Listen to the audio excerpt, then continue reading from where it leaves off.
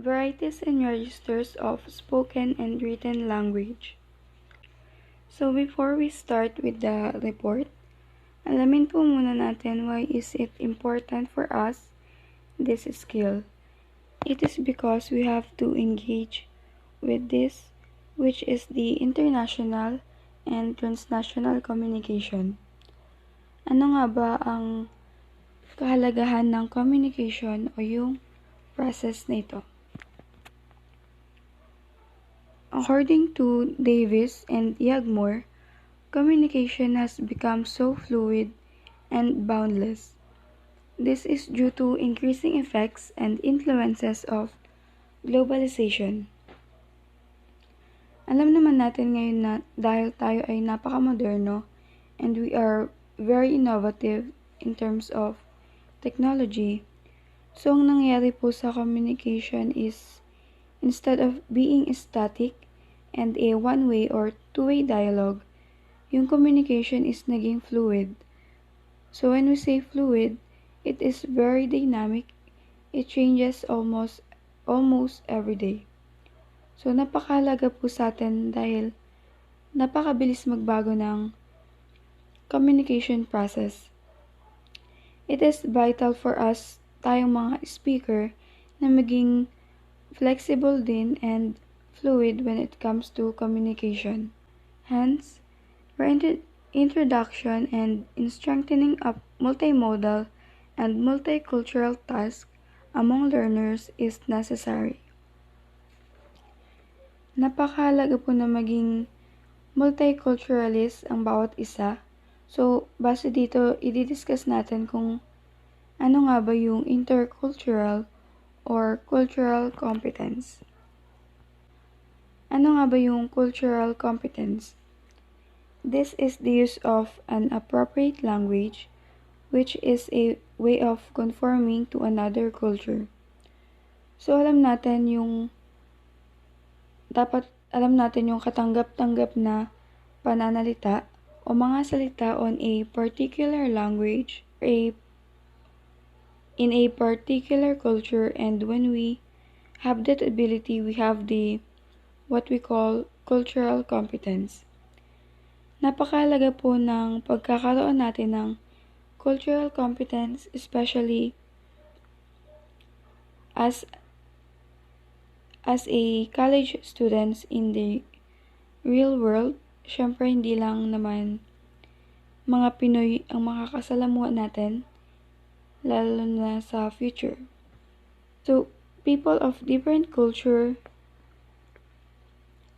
different socio-economic statuses, and even people of different gender, lalo na po ngayon na we are encountering the members of the LGBTQIA+, which is accepted in our society. So do we really have to know the language of that particular culture for us to have the cultural competence? You may have assumed that when you learn the language of others, you also learn their culture, but this is not always the case. Hindi porke alam na natin yung language, we somehow know their culture. Is alam na natin lahat about the culture or kilala na natin sila kaagad. That's why you can learn a lot of cultural features, but it does not necessarily teach you sensitivity and awareness, or even how to behave in certain situations. You may know their language kung may alaman tayong kaunting dialect nila, does not mean na marunong ka nang makipag-communicate sa kanila. Bakit? Bakit nga ba? Because you cannot learn sensitivity and awareness in an instance.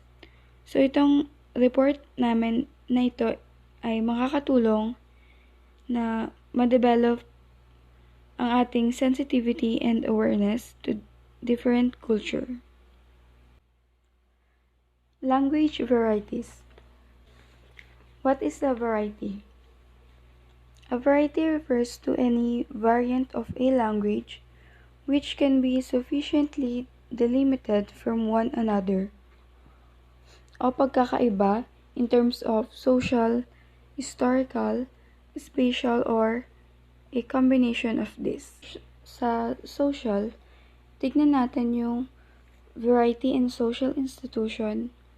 Here in our society, we have the church, the school, family, businesses, and government. So we deal with different settings to different people. In terms of our age, social economic statuses, we vary from one person to another. Like sa social class, merong mahirap and may mayaman. Next is historical. So we have historical factor that refers to the variety. We have timeline from past, present, and future. Halimbawa nito is yung kung paano tayo makipag-usap ngayon ay may influence mula sa mga nangyari sa past natin, kagaya na lang nung pag-adapt natin ng English language na galing sa influence ng American occupation. The contributions of the Americans being the first teacher or the English teacher in the Philippines. Yung way how we pattern and the way of the structures. Last is the spatial. It is where we looking of the demographic profile here in the Philippines or even outside the countries. Varieties of language. Number 1 natin is yung Pidgin. It's a new language which develops in situations where speakers of different languages need to communicate but do not share a common language. A lexifier is particular language where the vocabulary of a pidgin comes from.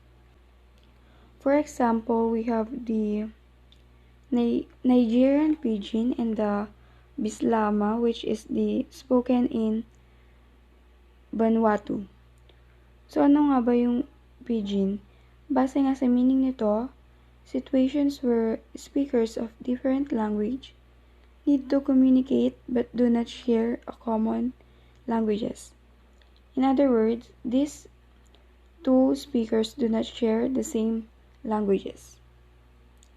There are many combinations of words na ibinabahagi nila sa oras lamang kung saan kailangan, depende sa mga taong kausap.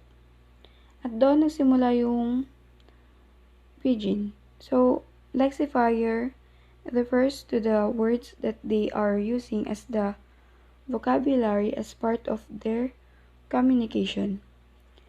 The pidgin is the code that is distinct to individuals, but because they need to communicate to one another, they'll be using their words in their languages in order to use that, and once they understand and it passed through to the next generation, it becomes the language of the community, then it evolves to become Creole.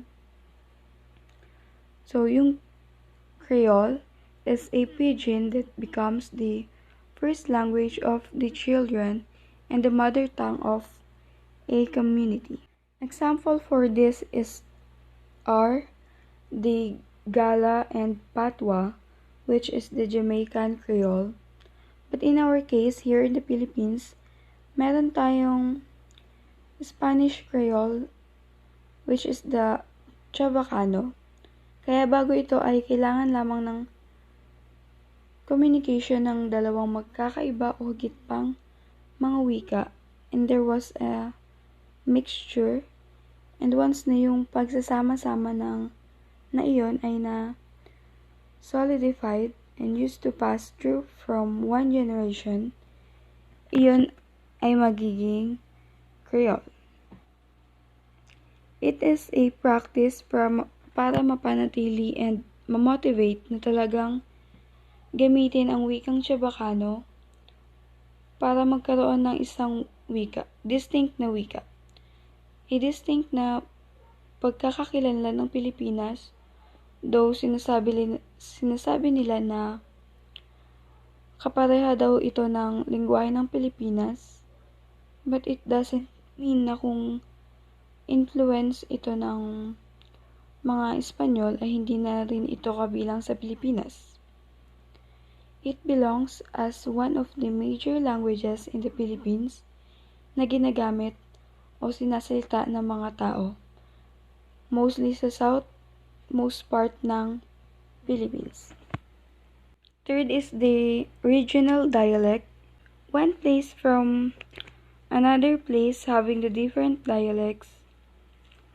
So now, how do we know that there is a dialect? Can we call a dialect a language? No, we cannot call a dialect a language, and we cannot also call a language as a dialect. Ito ay dahil ang dialect ay isa sa mga variants ng language. Dialects refers to the distinct position of the accent, vocabulary, and even some grammar's vocabulary. For example, in Cebu City, they're speaking Bisaya and Cebuano. Tulad ng nakikita natin sa kanila, meron silang distinct way kung paano sila nagsasalita ng Bisaya or Cebuano. That is what they call regional dialect. Same true as a Chabacano. There are also a varieties of Chabacano. So regional dialect is not a distinct language, but a variety of a language spoken in a particular area of a country. Fourth is the minority dialect. Minority dialect is a variety used as a marker of identity, usually alongside a standard variety, by the members of a particular minority ethnic group. In the foreign languages, we have the African American, Vernacular English in the USA, London Jamaican in Britain, and Aboriginal English in Australia. So dito, this is more on the tribal language. Tribal language are known to be the minority dialect because there is no dominance of other languages in their language or in their dialect. So basically, it is still considered to be minority. Last is indigenized varieties. These are spoken mainly as second languages in ex-colonies with multilingual populations. Example of this is Singapore. Spoken in Singapore is English, so it is called Singlish. So here in the Philippines, we speak Philippine English, so the influence by those are the influences made from the English language. So nung nasakop tayo ng mga Americans, though maraming mananakop ang nagpunta noon dito sa Pilipinas, ngunit mas nangibabaw yung American language. Lamang yung nanatili dito sa atin, so we speak Philippine English, a combination of the distinct language of a Filipino word lexifier that is used in English. Language register. What is register? According to Nordquist, back in 2018, a register is defined as the way a speaker uses language differently in different circumstances.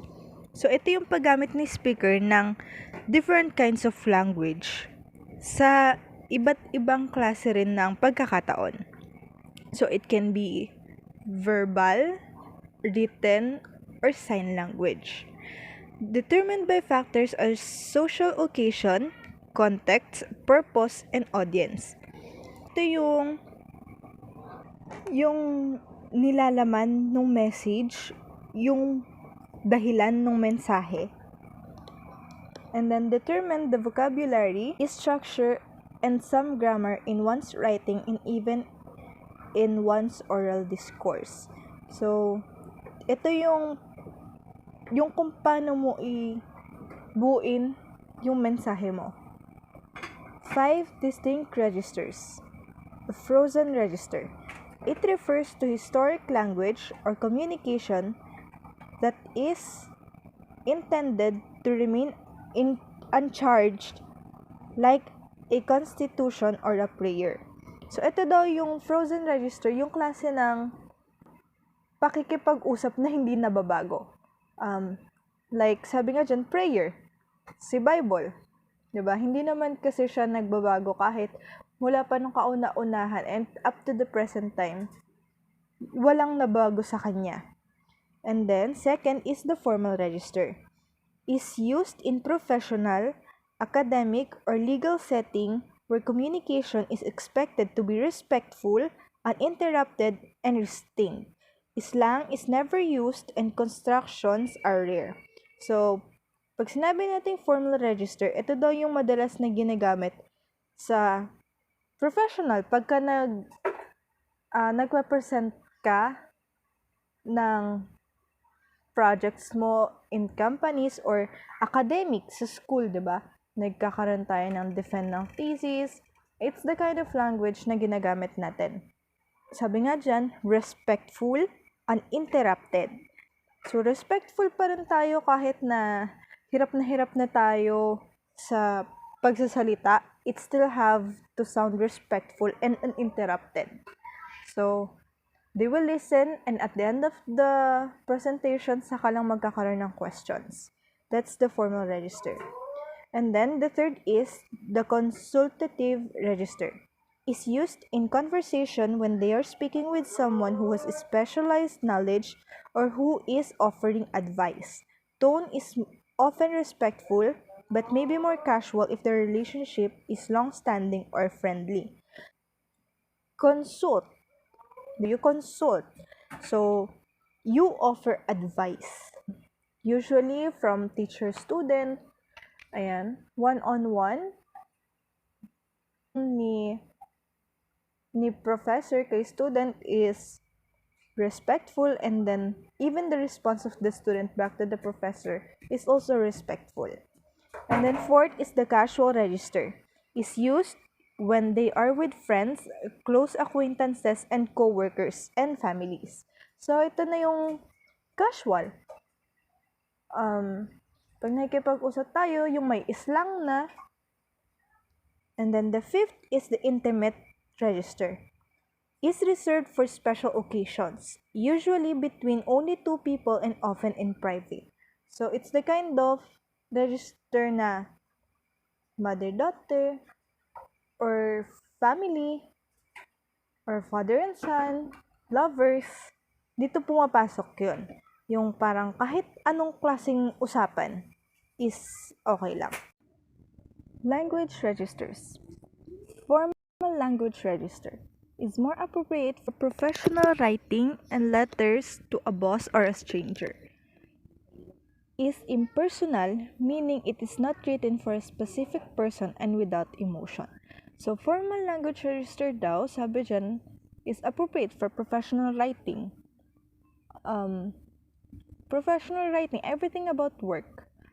And especially, formal din siya in a way na may respect pa din na nakalakip dun sa words and sa grammar ng isinulat mo. Is impersonal, so meaning nga na walang personal feelings na hindi ka galit. It has to be professional. And then rules in formal writing. Ayan, may rules daw para daw sa formal writing. Do not use constructions. Cannot instead of can't. Have not instead of haven't. and is not instead of isn't. So, when you write daw a formal writing, kailangan buo, as in malinaw. Verbal kasi, when you say you can't, mas madaling ipaintindi. Unlike in writing, a simple miss comma, alam mo yun, malaki ng impact niya dun sa kabuuan ng letter.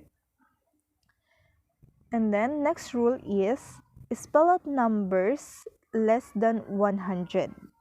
So, instead of writing number 9, you spell it, N-I-N-E. Tulad niyan, 19, 78, 72, and 6. So, any number na hindi aabot ng 100 must be in letters. Okay? Or if you want to be more clear, pwede mong pagkasulat mo ng word, on the side, you put an open and close parenthesis. Inside is the numeral writing niya. And then third is, write in third person point of view. Avoid using the following: I, we, you, and of course, the informal of you, as in the letter U. So, sabi in third person's point of view, he, she, them, their, ayan. And then the next rule is, avoid using too much passive verbs. Passive, bone was eaten by the dog. And then the active term is, the dog ate the bone. So, it has to be short but clear. Next is, avoid using slang, idioms, exaggeration, or hyperboles and cliches. Awesome! Cool! Okay, check it out.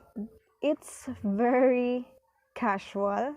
So when you write a formal letter, it shouldn't include these words. And the next is, avoid abbreviations or acronyms.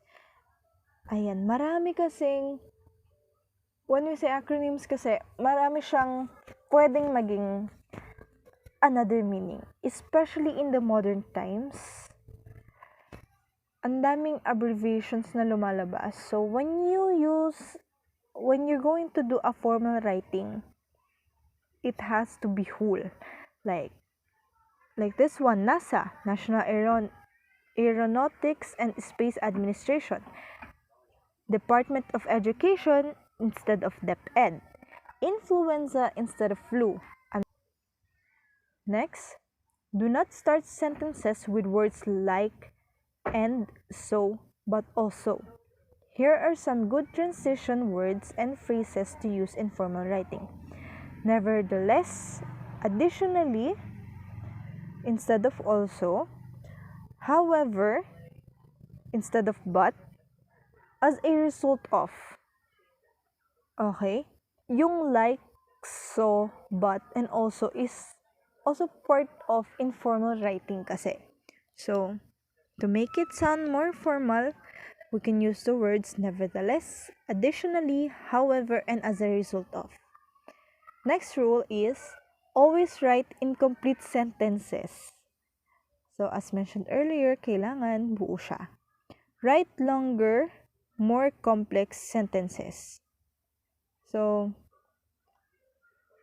para mas ma-elaborate mo. Actually, kailangan mo siyang ma-elaborate para hindi ma-misunderstood ng reader is that you have to write longer, more complex sentences. Okay? And then language registers, again. Second language register is informal language register. So, from the word itself, informal, almost kabaliktaran siya ng everything ng nauna. Okay? Is conversational and appropriate when writing to friends and people you know very well. Yung informal language register is pangkakilala mo, parang casual. Next is neutral language register. It is not necessarily formal or informal. So, medyo dun ka lang sa gitna, no? It's casual to deliver facts. So, it's more like You just stated some facts. Pero hindi siya formal at hindi rin siya informal. Attitudinal change through the use of language. So that this is why the key of having the intercultural competence is attitudinal change. Kailangan tayong magkaroon ng attitudinal change through the use of language. Dito pumapasok yung varieties and registers ng spoken and written language. Kailangan alam natin kung ano nga ba yung characteristics ng spoken language versus written language. So how do we really differentiate these two forms of language? These are two main factors that distinguish spoken from written language. First is the actual situation or context. The second one is the purpose of communication. So again, it differs from the context and the purpose of the communication. Okay, next is characteristics of spoken language. Spoken language is mostly maintained in a form of a dialogue. So, parang ganito, nakikipag-usap. Spoken language utilizes human voice and all kinds of gestures.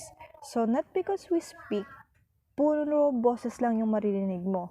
When we speak, syempre, nandyan yung gestures natin, yung kamay na hindi mapakali.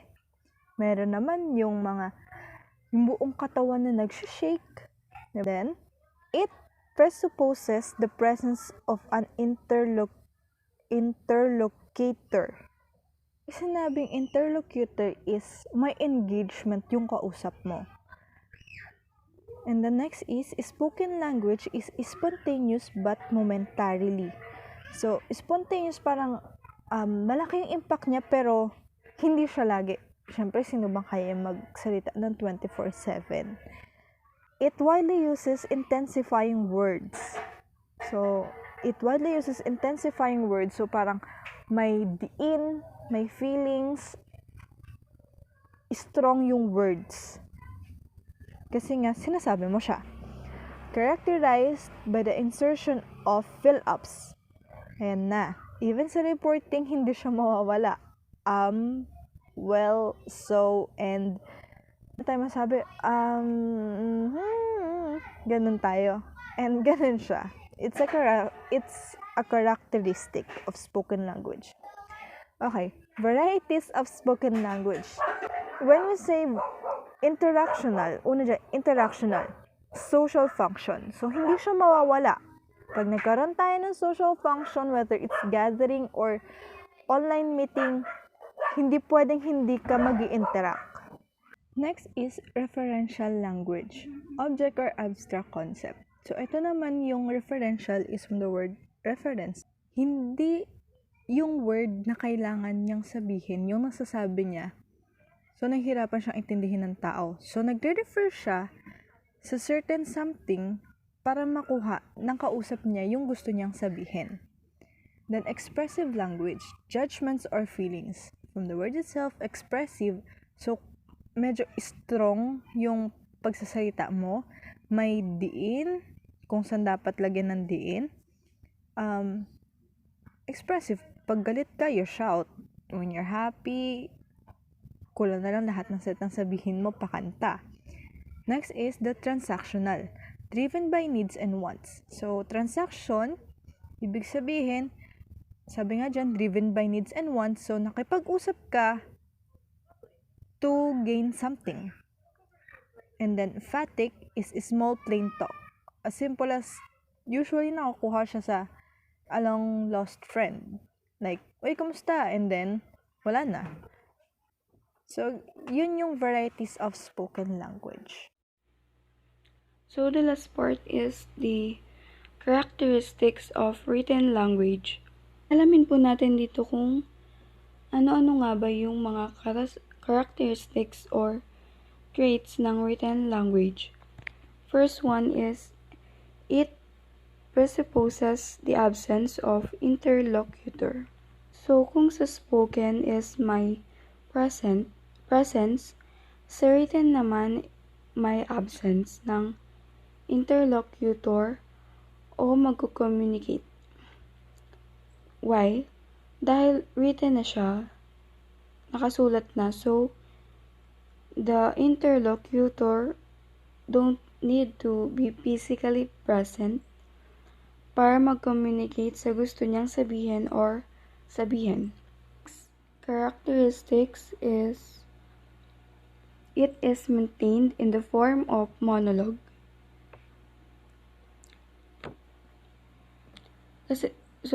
Bakit nga ba? Kasi parang nakikipag-usap lang sa'yo yung sinulat mo like sa paper. It is monologue. Nakikipag-communicate sa'yo yung sinulat mo.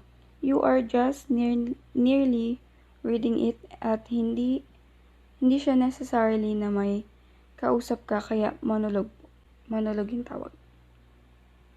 Next, it is more carefully organized and more explanatory. Bakit nga ba siya dapat carefully organized and more explanatory? So, halimbawa nito is yung module. If you're going to look at the module, written language po ang ginamit. So, bakit nga ba carefully organized?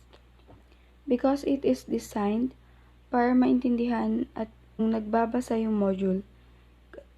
Kasi nga, wala yung presence ng interlocutor. It is meant na basahin at maintindihan kahit walang nagtuturo. That's why you should be careful in organizing. Kailangan step by step and may instructions. Kailangan ina-explain every details. And yung iba rin naman, nagbibigay pa ng mga examples every questions para mas lalo nilang maintindihan. It is able to live forever with the idea it expresses. So as long as you give a memory bank or it is stored, kung sinulat mo yan, it stays forever. I-compare natin siya sa spoken language. Sa spoken language, it is spontaneous but momentary. Pag natapos na natin bigkasin yung mga salita, nawawala siya, it vanishes. Wala nang physical evidence, wala nang physical record. But in written language, it is able to live forever kasi meron tayong record. Next, the writer has an opportunity to correct and improve it. When we are writing, andyan yung mostly gumagamit tayo ng Grammarly. And andyan yung autocorrect sa Microsoft Word na pwede nating gamitin. So, pwede rin nating i-correct yung mga gusto nating sabihin. But when we are talking, when we are engaged in spoken language, madalas nakakapagsalita tayo ng hindi tama or masasakit na salita. Hindi na natin siya mababago, hindi na mabubura. So, mas makakorek natin kapag tayo ay nagsusulat, kapag written language yung ginamit natin. So, last characteristic is it bears a greater volume of responsibility than its counterpart. So, mas malaki yung responsibilidad mo sa written language compare sa spoken language. So, kanina binanggit natin na dapat careful tayo in organizing dahil kailangan magets ng mga reader natin yung gusto nating sabihin or iparating. At the same time, kailangan It is culture appropriate and kailangan maintindihan nila yung message mo kasi wala ka. You are not physically present to explain yung mga gusto mong sabihin. That's why kailangan maayos yung pagsusulat mo. And that is all for our report in Varieties and Registers of Spoken and Written Language.